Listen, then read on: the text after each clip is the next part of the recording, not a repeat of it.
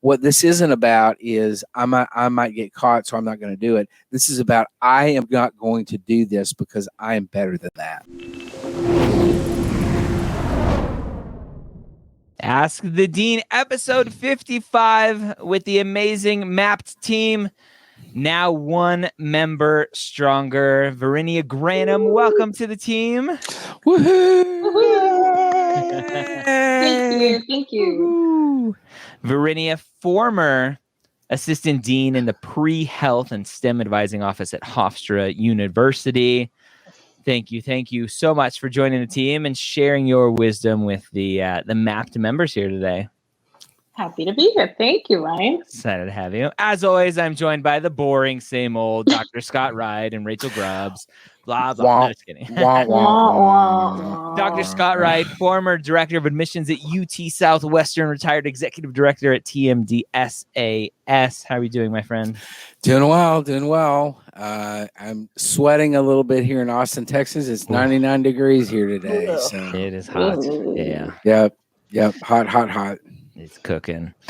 Rachel Grubbs, Mapped co-founder, MCAT test prep extraordinaire, and Premed expert. How are you? I'm great. I'm not sweating at all, which is the way I like it. Very, very, very privileged to have excellent air conditioning. Yes. Same here. That is nice. Same here. That is wonderful. If we turn down our air conditioning too much, it freezes, and then we got to turn it off for a while. It's not fun. Oh my goodness. That's all right. I'm excited to jump in and answer a ton of questions today. But Verinia, I want to start with you first and put you on the hot seat. Uh-oh. What is your take on the biggest mistake you've seen pre-meds make time and time again? Waiting until the last minute to figure out that this is the year for them to apply. This is not something you sort of just wake up one day and decide, yep, I'm going to do this. But that's not what the AAMC said. The Fauci effect to the pandemic happened and like thousands of students just were like, I'm going to apply this year. Yeah, no, you might want to, when you're ready, it's not something that you want to just jump right in. It really does take some planning ahead. And really, it's not something you kind of just want to say, hey, let me just try it and see what happens. You really do want to have a strategy here. Yeah. Mm-hmm. Scott, as the former director of admissions at UT Southwestern, could you tell if a student was like, let me just see on an application? Yeah. I mean, a lot of times you could, if they, especially if they were rushing to get it in at the last minute, and you could tell they were often mistakes, or they had not prepared well, or they were lacking. We literally would have people call the admissions office number and would say, I decided I want to go to medical school. Can I enroll this year? And it was like, well, first of all, you have to apply a year in advance. And then secondly, you have to prepare yourself. You have to take the MCAT. And well, I don't want to do all that. My mommy said I could just apply. Yeah, and go to I can just get in. I'm smart. Yeah, I can just get in. I remember one year we had a student, bless his heart. His personal statement was written in all caps. Oh, my 60-year-old father-in-law does that because that's just what he's used to. Yeah, stop yelling at me. All caps. I was like, oh, this is not good.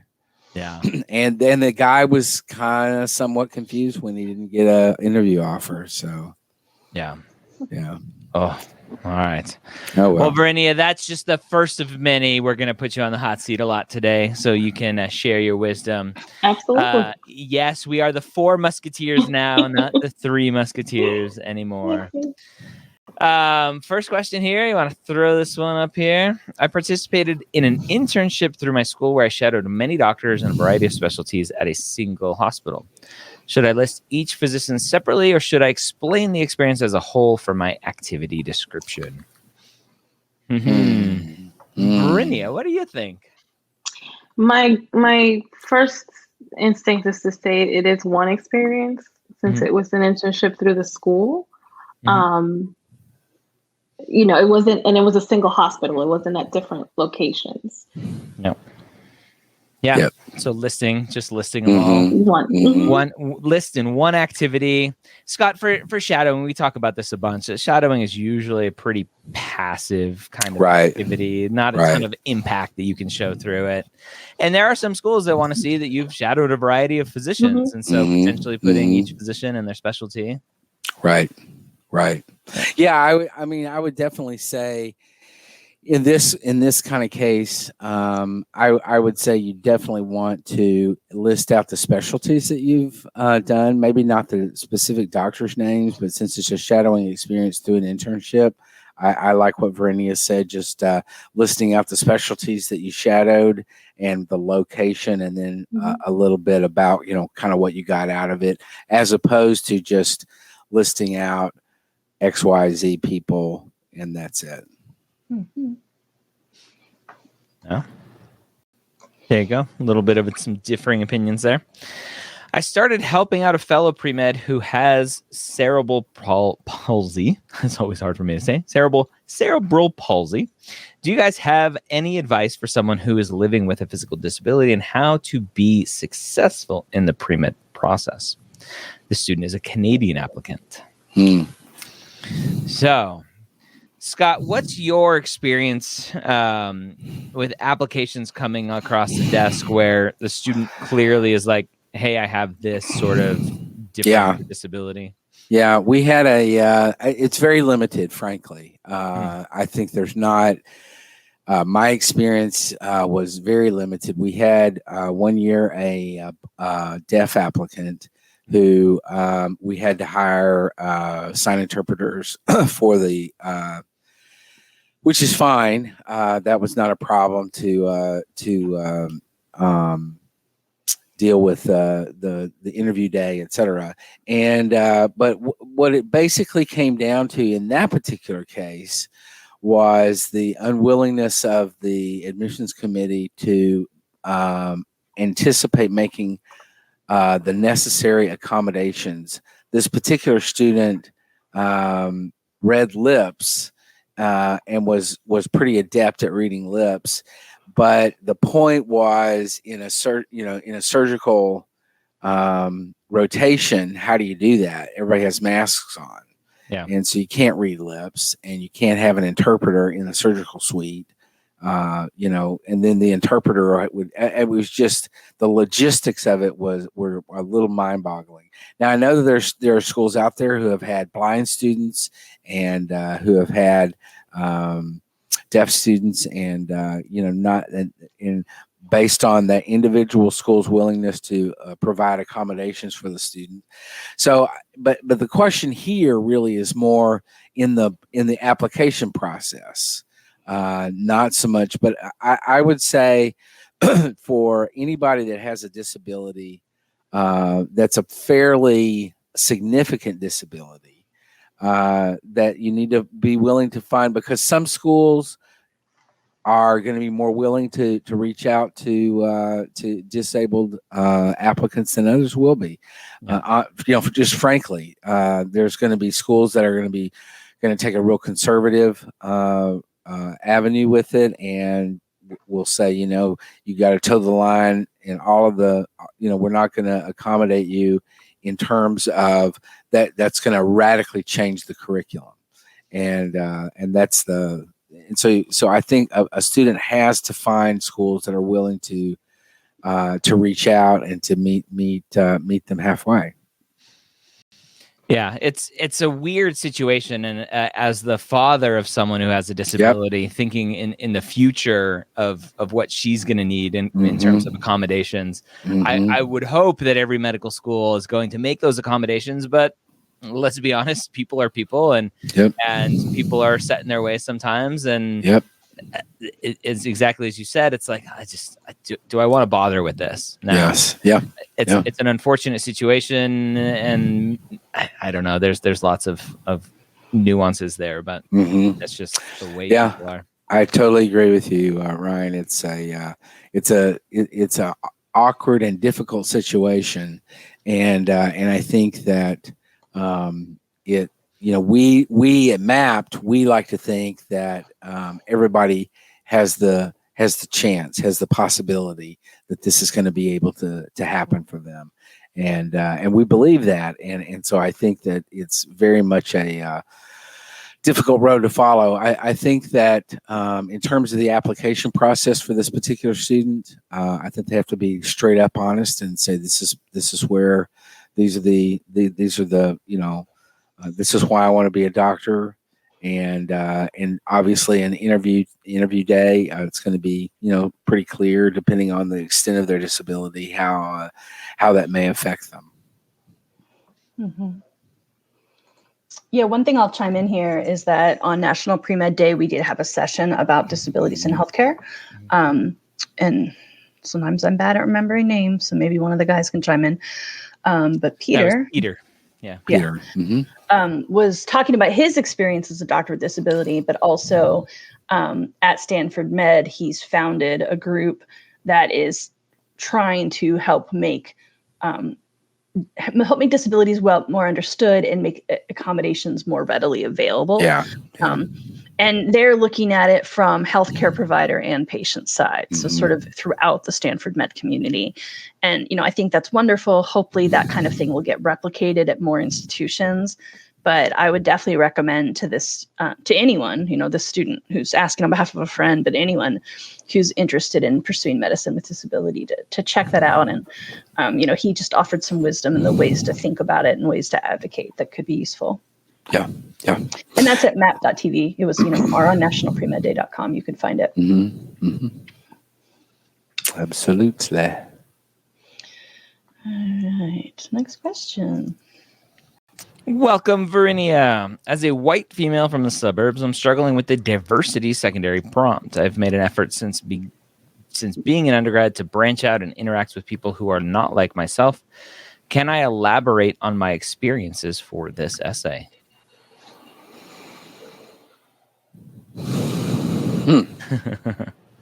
Scott, what do you think? I think we all bring different perspectives to life, certainly to the educational endeavor. And I think the challenge for some students is to find what is it that I bring. And so I would challenge the student to say what, not just what am I going to write in this essay, but to think deeply about what do I have to offer here? What is it that I bring to the table? Maybe that's experiences. Maybe that's something inherently that I am. I think that talking about experiences that you had with other cultures, whether it's through traveling or other things, and really just talking about that. But the key to these questions about diversity is what am I going to bring to the table that's going to provide a broader educational experience for those in my class. And this really, and I understand what the student is saying. I think that their point of view is really, I don't feel like I bring much to the table. That's kind of what I'm reading between the lines in this question. And so I think there's some deep thought necessary here to say, to examine what do I bring, what do I bring to this? Yeah. And what do you think? And if I could add, I would also just talk about what did the student learn from that experience? Not only what can I bring, but what have I learned about myself, about others? To kind of highlight that this wasn't something that you did to sort of check off a box, that there was a genuine vested interest in learning about others and other cultures and other abilities or things like that. Yeah, absolutely. I think the cis white community thinks that this diversity essay, everyone else who's not a cis white male or female or whatever, is just sitting there going, well, I'm Black, there's my diversity, or I'm Hispanic, there's my diversity. And it's just so much more than that, right? It's diversity of thought, not just what we think of diversity in terms of skin color or anything like ethnicity or anything like that. The way that I challenge students to think about this question is what experiences do you have? And that's just life experiences, not skin color, but what life experiences do you have? And what did you learn from them that you think will add to the educational environment of your peers? That diversity of thought is the important part. Yep. Right. Yeah. The final thing I'll add on this topic, because I think it's a good one. We get questions like this a lot. So I'm answering for this person, but just all the other similar questions. Like Scott, you were saying you're reading between the lines that maybe they feel like they're not diverse. I also feel like I'm reading between the lines, like I grew up sheltered. I'm trying to unshelter myself. I'm trying to become an ally. If you guys will accept the parlance, they're trying to get more woke, right? That's good. I don't think that goes on a diversity essay. That's just being a good human being. So like, I definitely want to applaud you for doing the work, because not everyone has figured out they have to do the work. But I want to separate that from your thoughts about a diversity. I mean, to the point Verinia made, if you really learned something eye-opening, it really impacted you, was meaningful, maybe it's relevant, but making a couple friends, that's just learning how to exist in the world. I'm not and again, racist. I good have for a black you. friend. Right. I was just thinking, right? Wasn't there something from the 90s that was like, some of my best friends are like, don't do that. So again, like, no disrespect to this person. I'm just saying, make sure you're separating your path to being not just living in peace, but living in love, which we should all be doing, from what is the unique thing that you bring. Yep. Kumbaya, my lord. What they wrote about in their question is actually a very common secondary essay prompt of tell me a time where you've worked with people who are different from yourself. Yep. Right. Okay. Yep. Very common. In fact, TMD SAS has a question in the primary on this. Really? Yeah, I mean, it's basically what are you going to bring to the class, and the value of diversity. Yep. All right, AP credit question. I got AP credit for classes I took in high school. However, after advice from others, I retook the class at my university, since some medical schools may not accept AP credit. However, after reading the AMCAS guide, it says that it would need to be considered as a repeat. Would there be a way for medical schools to know that I retook the class because of AP credit, not because I did poorly in the course? Interesting.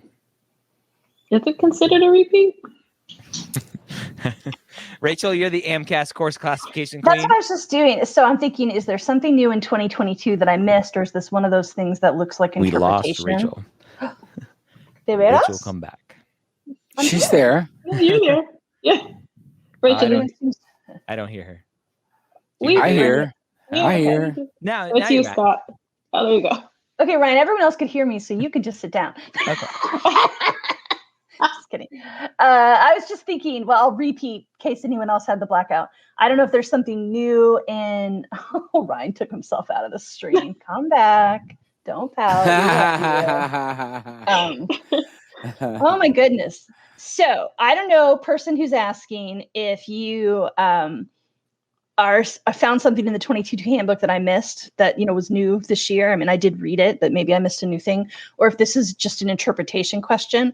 My understanding is you only really need to list AP credit if it was actually on your transcript as an accepted.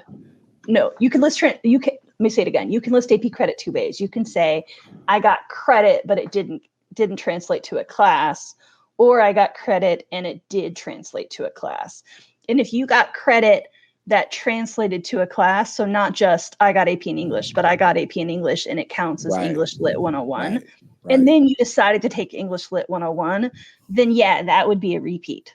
But if you just had 5 hours of English and you decided to be safe, you were going to take English Lit 101, I don't think that reads as a repeat. Yeah.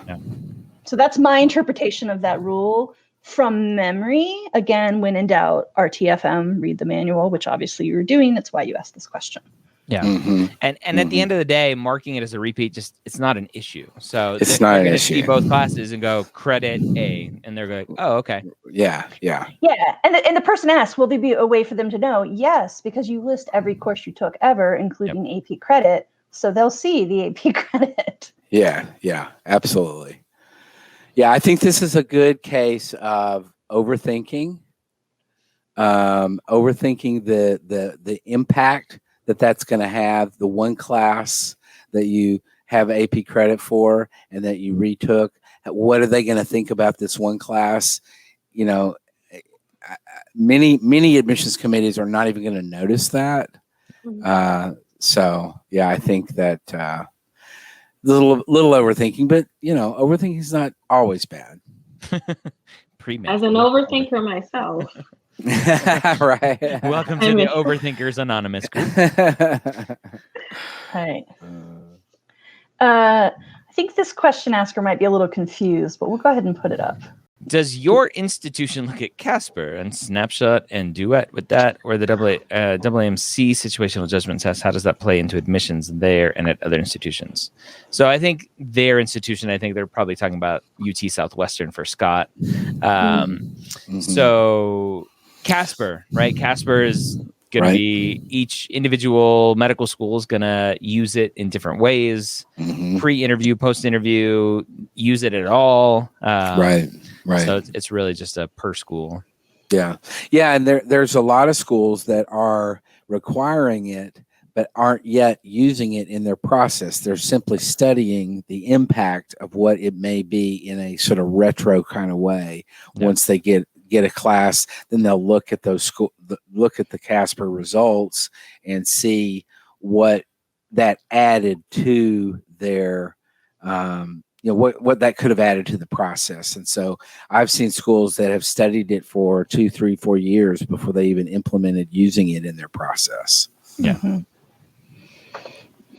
Dr. Gray School of Medicine, as this one user said. That's our institution. Not yet. Soon. 3024, isn't that what we shot for? Yeah. I think we'll get there a little over 1,000 years. I have a twin sister. We both are applying this cycle. Many things are similar in our application. Is that going to negatively affect us? No, I don't think so. I think I've actually had a few of these before. Had twins in one of my classes, and then ironically, one year we had a set of twins in the class. We had 2 sets of twins in the class. They started dating and ended up marrying each other. Oh no! The twins married the twins. Hopefully they weren't identical twins. That's been all. Yes, they were. They were identical. Their kids were both cousins and siblings. Yeah, both sets. Yeah, both sets. Yeah. Wild. Isn't that crazy? That's funny. Yep. I'm a PhD candidate who's interested in pursuing an MD after I finish my PhD. How might medical school admissions look at a student who's applying for an MD after completing a PhD with not so high undergraduate metrics?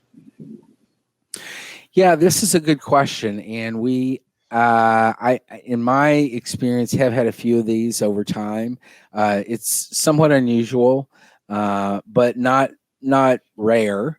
But I would say it depends a little bit on the medical school, and it depends on what the PhD is in.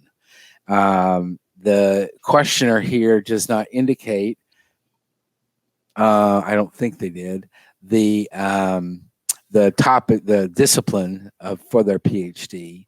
I'm assuming perhaps it's in a science field, but doesn't indicate that here. So it will depend on that. It will depend a little bit on their MCAT score as well. Will help the admissions committee understand better what their capabilities are. But because doing a PhD, just like in medical school, in a health sciences center type atmosphere, doing a PhD is very different than med school. It's not going to be the same kind of thing at all. So I think that the med schools are going to look very carefully at what's going on, what the goals are, but it is going to depend a little bit on the discipline of the PhD, as well as other things in the application, from my experience. All right. If I have a poor CARS subsection, a 123 CARS, and an MCAT score of 507, assuming the rest of my application is strong, good activities, 3.8 cumulative, 3.7 science, how much does that limit my competitiveness? Schools won't tell me much about my cutoffs, about any cutoffs, and MSAR is depressing when it comes to people accepted with such a low subsection score. Brittany, what's your understanding of subsection scores in the MCAT? Sorry, I'm trying to think. I mean, in my experience, I've always sort of been trained or taught that really the physical sciences sections are like, right, the most important. And but having said that, obviously, it's an important score too. I don't know. Yeah, the subsection scores are very often online. Students very often think subsection scores weigh a lot heavier than they do. Yeah, I agree with that. They're very concerned about unbalanced. It's an unbalanced MCAT is the language they use, and it's just like stop worrying so much. 507 is a great score, right? Right. Solid.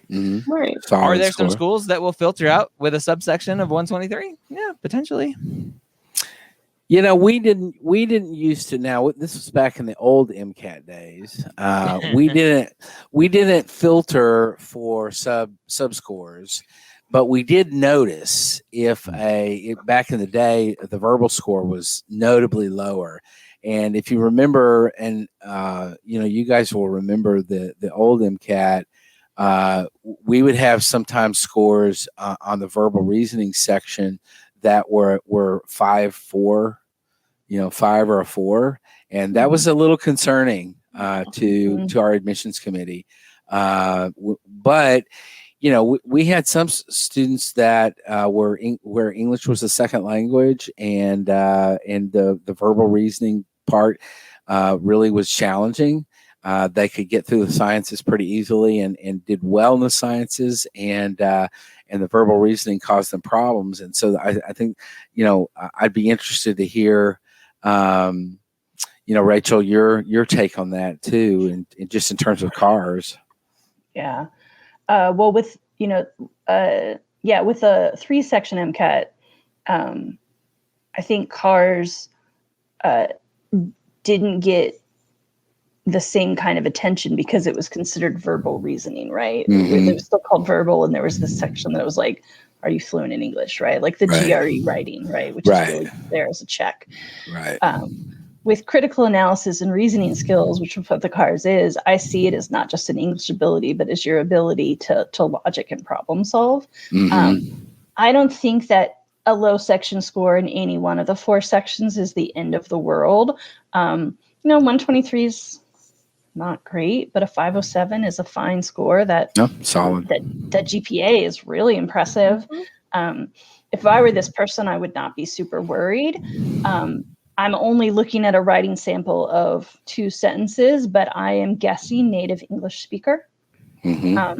So my guess is just that a lot of people get a mental block on CARS, like the topic is boring, so they think it's hard, even though Psych Soc is almost all reading and analysis. And they often do totally fine on Psych Soc. I think, I guess the short answer we're all saying here is, you're right, schools won't tell you, and there may be some cutoffs, but I don't think that there are many. And I also don't think that it's cause for alarm. I agree with that. Yep. Last year on National Premed Day, we did a mission accepted interview, and that student had a 121 on her CARS score. Yeah. Wow. Now, she was non-native English speaker. She's fluent, but not native. Yep. I think had come to the States maybe when she was 14 or 15.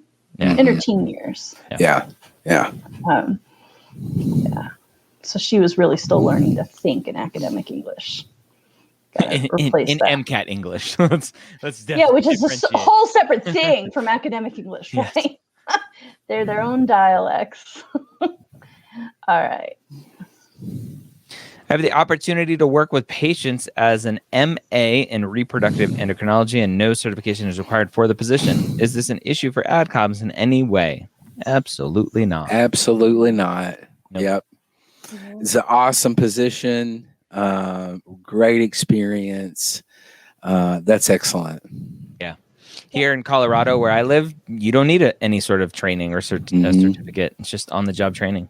Yep. And they already have their bedside manner in place and their communication skills going. Yeah. Yeah. Agreed. Love that. I like that work even better than scribe work most of the time. Most of the time. Yeah. Sorry, All right. Rachel. It's all right. It's a really long one. It might get cut off. We'll try it. Hi, everyone. This is my first time asking a question. Welcome. First time caller, long time listener. Is that the?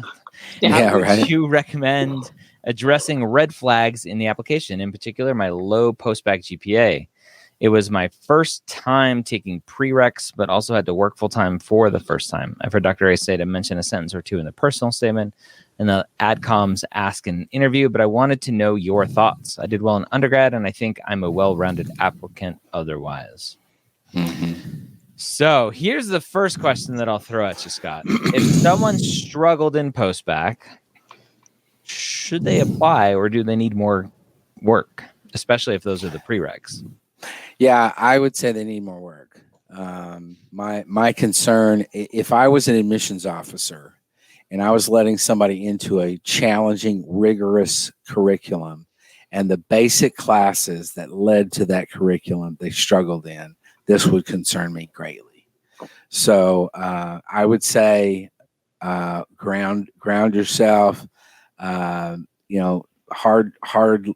lessons to learn.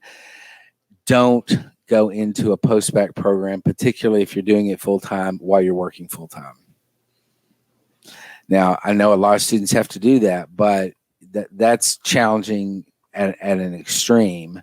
And I would get very concerned about, because what I don't know is it just because they're working full time, or is there something else going on?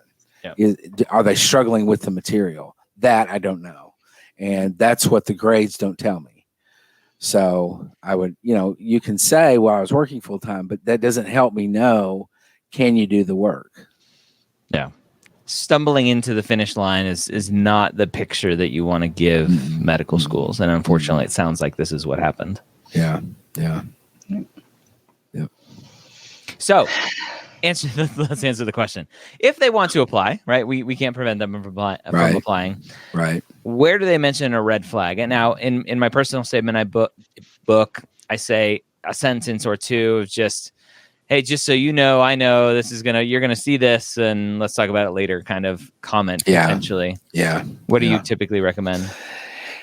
If it makes sense within the context of the personal statement, don't just throw a red flag warning in there in a random kind of way. I've seen that before, and it just, throws the whole symmetry of the essay off, and it just, really doesn't fit. So I think you have to do it in a way that's going to make sense, that's going to flow with what you're doing otherwise in the essay. Unfortunately, with AMCAS in particular, there's not a whole lot of other places to do that. You struggle finding places. You have to depend otherwise on secondary applications, where there sometimes are questions that say, is there anything else you want to tell us, or can you address any challenges you faced, or there may be other places in a secondary app where you could do that. Outside of that, with AMCAS in particular, I think it's a little difficult to do that within the context of a personal statement, unless it makes sense in terms of what you're talking about. Yeah. Right. Does undergraduate university play a role in the admissions process? For example, would medical schools view applicants coming from CSU schools differently than those coming from UC schools? This comes up all the time, and specifically CSU, UC. Yes, I don't understand this like rivalry. It between always two state-funded university systems. Yes. Yeah. There's this weird thing in California where they just think the University of California system is like head and shoulders above California State, when they're both perfectly respectable, great state institutions. Yes. Yeah, and I think that UC schools do need to keep in mind this questioner needs to keep in mind that UC schools are unfortunately public institutions. And unless you're coming from a private school, you don't have a chance. No, I'm totally kidding. That was mean. Giving them a heart attack. I was believing him. That was mean. I don't know anything about California. I'm on the East Coast. Not nice.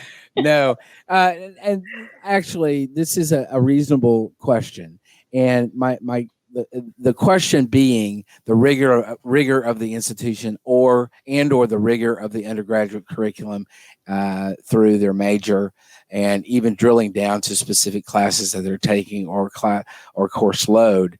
And so I think many admissions committees do recognize that not all schools are the same, that there are not all majors are the same in terms of rigor. And what an admissions committee does with that is on a case-by-case basis, in my experience.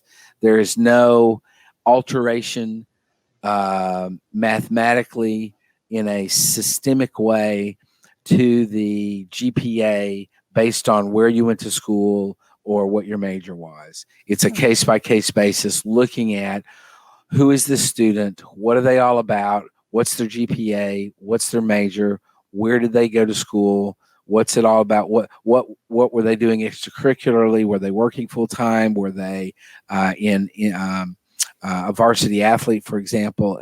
So there's a lot of things that go into that decision-making process, and that's part of what the role of the admissions committee is to look at that stuff. But I do not think that there's a systematic way where they are altering or treating everybody that came from a UC school one way or a CSU school another way across the board. Yeah. And I guess what I would say, because the California example does come up a lot, I guess, just it because does. It's large, right? So there's a lot of people, but in a lot of states, there are a lot of state rivalry of schools, right? So, Ohio State used to be one of the easiest schools in the world to get into. And I think last year their average ACT was a 30. Like, that's pretty competitive for a public institution with 48,000 undergraduate students. 30 is pretty high for how big that school is. So yeah, within the state of Ohio, there's a lot of like, oh, you got into Ohio State, not OU, like that, because it is understood that it's harder. But outside of the region, people are just going, oh yeah, you're lucky to live in a state with great public schools. Right? Like, they're not making those nuances. It's just there's 7,000 post-secondary institutions. Like, the level of nuance that you're excited about locally is just not well known or cared about outside of your town or state. Yeah. Yep. All right. Back to disabilities. If one gets accommodations for coursework and or the MCAT due to any type of disability, do they have to report it to medical schools, or would medical schools see it on a transcript? No. So previously, right, the old MCAT, not necessarily just the old MCAT, but the AAMC in years past would asterisk your MCAT score. If you got accommodations. And the ADA was like, no. Can't do that. Can't do that. Can't do that. Nope. Yep. So that's good news. It's still really, really hard, but it's getting a little better. Yeah. Fighting the good fight. Yeah. All right. I regrettably have an institutional action for Googling answers to a homework assignment, not suspended or anything, just a 0 for the assignment. My professor from that class is now writing me an LOR. What are your general thoughts on this? I owned up to it then and will own up to it now on my application. No? That's what you do. Yeah, that's all you can do. Yeah, I think that you have to just talk about what you learned from the situation. That's the key to it. Is you explain in a limited kind of way what the situation was, and then you quickly move on to what did I learn from this? Why I'm a better person now that having gone through this than I was before. What was this learning all about? It's interesting that they're asking the professor to write them the letter of recommendation. And if the professor is doing it, then I guess they were willing to kind of, see past that. Yeah. Yep. They must know the student. The student turned it around, and that's all good. Hopefully they're not saying something else in the letter. Right. That's what I was just thinking. Is like there's a small chance that the student felt desperate, didn't know who to ask, and the professor has said yes and is going to now damn them with faint praise. I think there's a higher chance that this means I've shown growth and this professor can talk about my growth. Yes. Question asker, reflect upon yourself and make sure you're in the good group. Yeah. Good point. And then, I guess the other thing I'll mention, if you guys don't know already, when you're using Coursera or Canvas or whatever online tool, when you click away, they know how many seconds and minutes per question. They know what tab you're on. They see everything you're doing. Yeah. I saw that on TikTok recently of the behind the scenes report of a student was on this question, clicked away from Coursera, was on another tab for X number of minutes, came back, moved to the next question, clicked away for X number. And it's like, that doesn't jive. Yeah, and one click away might be Facebook popped up, and then I went, shit, I forgot to disable it, and you close that tab. Like, they're not, but if you click away for 14 minutes for every question, then they're guessing you're Googling the answers. Yep. PSA to everyone. Big Brother is watching. Yes. And even if let me just point this out and let me just get a little philosophical here for a second. This is an issue of integrity. This is not an issue of getting caught and figuring out what not to do because you might get caught. This is an issue of integrity.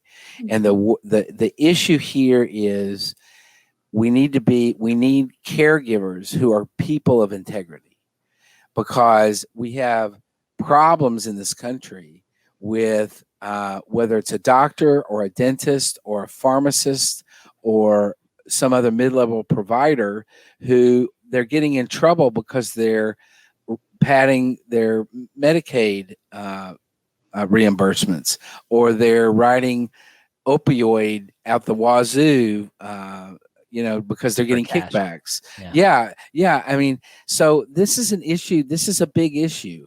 One of the AAMC personal competencies, these come into play when we're talking about integrity, when we're talking about ethical behaviors. And so what this isn't about is I might get caught, so I'm not going to do it. This is about I am not going to do this because I am better than that. Mm-hmm. So I'll get off my soapbox now. We all make mistakes, but think about being your best self. Yeah, exactly. I used to always say, when I was managing lots of low experience employees, that good employees make mistakes and bad employees try to hide them. Yep. Nothing was more important to me than them coming to be like, here's what I did. How do we fix? As long as they were doing that, their job was pretty safe. Yep. Integrity. Doing the right thing even when no one is looking. That's right. That's what it is. Right. Yep. Okay, so we've got a question that's essentially an am I ready question. I don't think we're going to have sufficient data, but since a lot of people ask these, we can use it as a case. 3.3 cumulative, 3.0 science.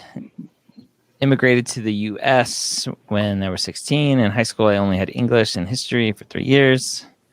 Starting a university science course after that gap was really hard. Senior year of 30 credits at a 3.8, mostly science. I had to overcome many challenges. I have a 506 MCAT. Should I apply? So last 30 credits, 3.8. Nice little upward trend.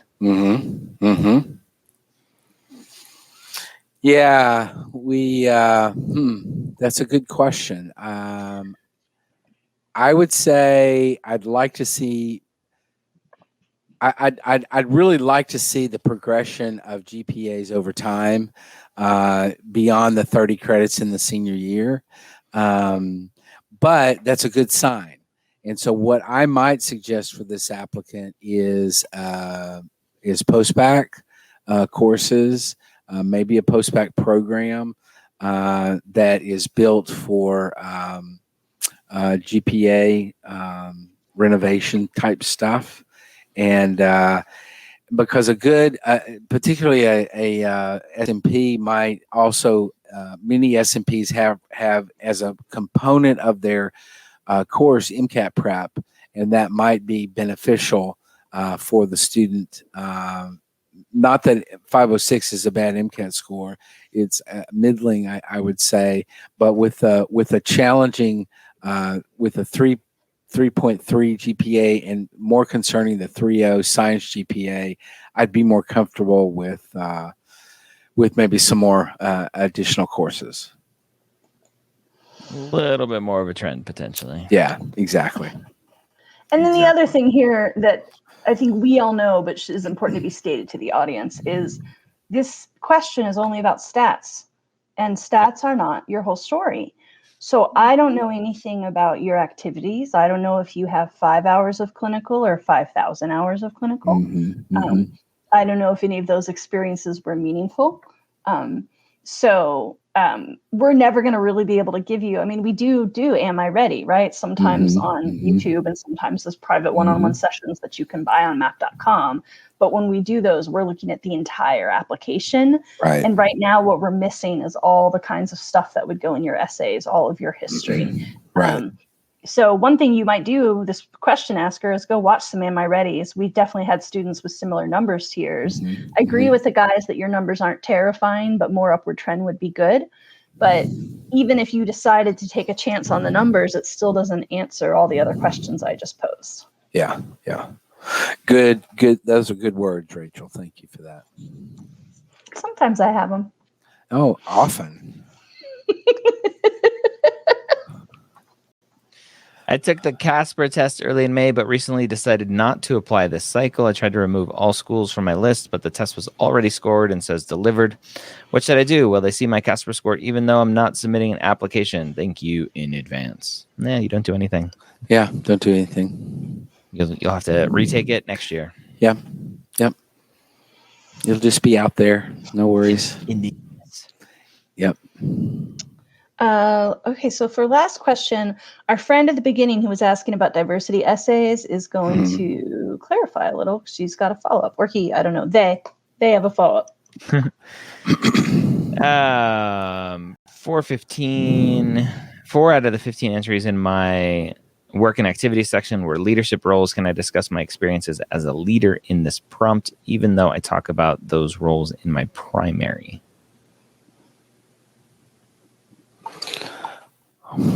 I'm not sure. I'm not. So I think I'm not I following. think we were saying the diversity essay is what do you bring to the table, and I think she's saying, could I say that what I bring is leadership? Okay, sure. Yeah, it is she, right? Because she self-identified. Yeah. Yeah, it's tough to answer these subjective questions live on air, but yeah. Sounds fine. Yep. The answer is yes. Yes. It's a very common, I think, mistake that students make where they'll, in either a secondary prompt or response to a prompt, or in an interview reply, an interview answer, they'll weaken their answer because they're like, well, I already talked about that somewhere else. And so I'm going to talk about something else. I'm going to write about something else. When their truth, their true self and story is what they've already talked about. So talk about it again and maybe just reframe it or talk about it in a different angle, but answer the question to the best of your ability. Don't go, well, I've already answered that question in this other place, so I'm going to give a different answer. You're weakening your answer, your response. Unless the prompt specifically says, unless you've talked about this in your elsewhere in your primary. application. Yeah. Yeah, good tip. It's okay to visit the same piece of information multiple times. Yes. Yeah, I think students worry about that sometimes. Well, I talked about that in my primary and in my EC descriptions. I don't want to talk about the same thing over again. And you know, I think reiterating something, not exactly the same thing with the exact same language and stuff, but talking about the similar situations, multiple, you know, areas of the application, I don't see that as problematic. Yeah. Well, that is amazing. Verinia Granum first asked the dean in the book. Woohoo! Maybe So- next time I can have my blue maps background so I can match. Probably you won't be go. next one, but yeah, we'll get you one. Yeah. After the probationary period. Oh, okay. Ouch. I have to pass probation first. Ouch. Although we can get That you is to totally a premedshirts.com and get you some t-shirts. That's Sure. right. That's Wow. totally Good luck. joking for any. I know. Totally I joking. So T-shirts are awesome. as our newest advisor, your schedule and availability will be up on Mapped soon. So if you're looking, all of you Mapped members and future people watching on YouTube, if you're looking for some one-on-one help, Dr. Scott Wright, you do one-on-one advising. Yep, I do a little bit of one-on-one through Mapped. Verinia, you will now be our newest one-on-one advisor extraordinaire. What I love working with non-traditional students who have a backstory and are coming back to medicine and becoming a physician. What types of students light up your life? I don't have a type. I love them all. Anxious, nervous, non-traditional. You know, even the ones that are following in mom and dad's footsteps will find a way to make your story unique. So I embrace everyone. Yep. Awesome. Nice. I'm all about diversity. All people. That's right. All people. That's it. That's right. Awesome. I feel like Very I should be cool. playing Sister Sledge or something now, right? Like, No. So Michael Jackson, we are the world. We are. I was going for I Am Every Day. You're sort of dating yourself on that one. That was a good song back Yeah, in the well, day. It's a very good song. It's I a very agree. good song. I It's a very agree. good song. I You know, when you agree. get it in your head, though, it stays. That's You're right. welcome. Thank you, Ryan, Thank you. for that. All right, Earworm? everyone. The earworm? That's what it's called, an earworm? It is called an Yeah. earworm. Right. And on Thank you, that note, everyone. have Yeah, a great right. night. Yeah. Bye, all.